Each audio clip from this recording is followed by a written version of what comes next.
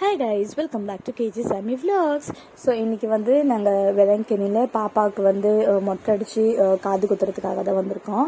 So இன்றைக்கி வந்து டே 4 actually 3 days தான் நாங்கள் வந்து அப்படியே கொஞ்சம் இங்கங்கே சுற்றி பார்த்துட்டு அதுக்கப்புறம் தான் நாங்கள் வந்து 4th day தான் நாங்கள் மொட்டை அடிக்க போனோம். ஸோ இவ்வளோ நாளாக அவங்க வெயில் இல்லை, ஆனால் 4th day நாங்கள் அன்றைக்கி மொட்டை அடிக்கிற நாள் வந்து அவ்வளோ வெயில். ஆக்சுவலி அன்றைக்கி வந்து முகூர்த்த நாள் வேறு. ஸோ மேரிடான கப்பிள்ஸ்லாம் எங்களுக்கு வந்து கொஞ்சம் வெயில கிடச்சாங்க. அப்படின்னா கல்யாணம் முடிச்சுட்டு வந்துட்டு இருந்தாங்க. இது சொல்லிட்டு இருந்தேன் ரொம்ப வெயில் அன்னைக்கு சுத்தமாக முடியல எங்களால். இவ்வளோ நாளாக ரொம்ப சட்டிலான கிளைமேட்டாக இருந்தது. ஆனால் மார்னிங் ஒரு 9 o'clock தான் இருக்கும், ஆனால் அவ்வளோ வெயில்.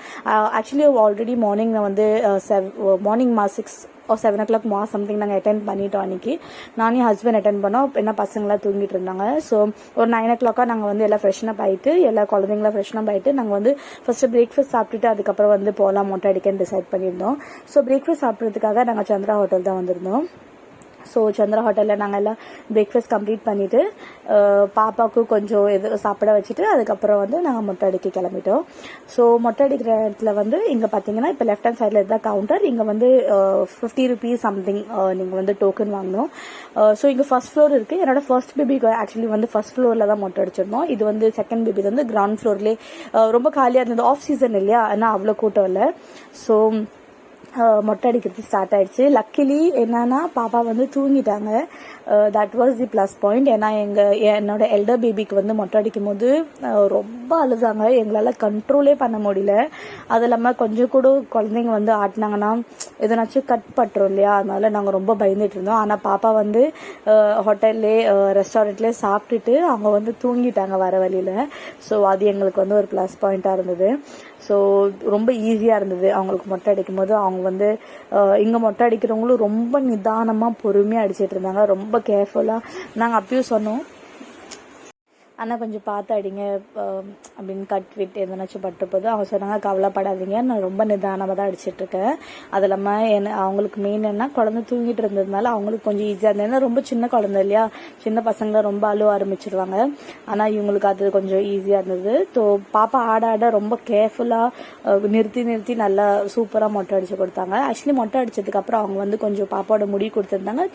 இது வந்து நீங்கள் பீச்சில் போய் தண்ணியில் இது பண்ணிவிடுங்க அப்படின்ட்டு.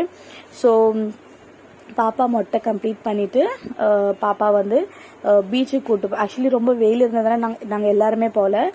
என்னோட மாமா அப்புறம் என்னோட ஹஸ்பண்ட் இவங்க மட்டும் பீச்சில் பேபியை கூட்டு போயிருந்தாங்க. இங்கே பாருங்கள், நாங்கள்லாம் ரூமுக்கு போயிட்டோம். ஏன்னா நான் சொன்ன மாரி எக்ஸ்ட்ரீம் லெவலில் இருந்தது வெயில் அன்றைக்கி, தாங்க முடியல, அவ்வளோ ஹீட்டாக இருந்தது, காற்று சுத்தமாக இல்லை.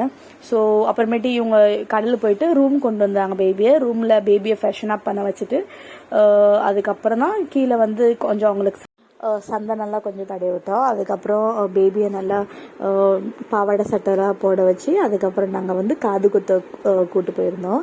ஸோ காது குத்துற இடத்துல வந்து அங்கே ஒரு ஆயில்மெண்ட் வச்சுருக்காங்க. ஃபர்ஸ்ட் வந்து பெண்ணால் மார்க் பண்ணி அவங்க காட்டிகிட்டு இருந்தாங்க, இது பர்ஃபெக்டாக இருக்கா வந்து பாருங்க அப்படின்ட்டு. அதுக்கப்புறம் நம்ம கொடுத்த இயரிங்கில் வந்து கொஞ்சோண்டு ஆயில்மெண்ட் வச்சுருக்காங்க அந்த பேபிக்கு வலிக்காமல் இருக்கிறதுக்காக. அந்த ஆயில்மெண்ட் அந்த இயரிங்கில் போட்டு அதுக்கப்புறம் தான் வந்து அவங்க வந்து காது குத்துனாங்க. ஆக்சுவலி பேபி ரொம்ப அழுதுட்டாங்க. ஸோ ஆனால் க்யூட்டாக இருந்தாங்க பார்க்குறதுக்கு. ஸோ ஃபைனலி வந்து வெள்ளங்கிணியில் பாப்பாவுக்கு மொட்டையும் காதையும் குத்தாச்சு. So all thanks to Mother Mary. அப்புறம் ஆல்மோஸ்ட் நாங்கள் 4 days இருந்ததுனால நாங்கள் எல்லா இடமும் சுற்றிட்டோம். ஸோ காது குத்துற டைமில் வந்து எக்ஸாஸ்ட் ஆகிட்டு வீட்டில் நாங்கள் எல்லோரும் போய் தூங்கிட்டோம் அன்றைக்கி. அதுக்கப்புறம் பேபி ரொம்ப அழுதுட்டாங்களா, அதனால நாங்களும் எங்கேயுமே சுற்றலை, வெயில்னால போய் வீட்டில் போய் ரெஸ்ட் எடுத்துகிட்டு டிரெக்ட் ஈவினிங் தான் நாங்கள் வெளியே வந்திருந்தோம். ஸோ ஈவினிங்கில் வந்து டின்னர் முடிச்சுட்டு வரும்போது தான் மைண்ட் கோபி சாரை மீட் பண்ணியிருந்தோம். அவர் அப்படி வந்திருந்தாங்க, ஒரு 11-11:30 போல் இருந்தது. ஸோ அந்த டைம் தான் நாங்கள் அவங்கள மீட் பண்ணிவிட்டு ஆல்மோஸ்ட் டின்னர்லாம் முடிச்சுட்டு அப்படியே ஒரு வாக் போயிட்டு இருந்தோம் பீச் பக்கமா. ஸோ அப்போ தான் சாரை மீட் பண்ணிவிட்டு அதுக்கப்புறம் சரி வீட்டுக்கு கிளம்பிட்டோம் ரூமுக்கு. ஆல்மோஸ்ட் 11:30 ஆகிடுச்சு அப்போ. அதனால் அப்படியே சும்மா சர்ச் பீச் அப்படின்ட்டு அப்படியே நைட் வியூவை அப்படியே வீடியோ எடுத்துகிட்டு நாங்கள் வீட்டுக்கு கிளம்பிட்டோம். ஸோ இந்த வீடியோ உங்களுக்கு பிடிச்சிருந்துச்சுன்னா கண்டிப்பாக லைக், ஷேர் அண்ட் சப்ஸ்கிரைப் பண்ணுங்கள். So that's it. Thank you for வாட்சிங் கேஜி சாமி விலாக்ஸ். பாய்.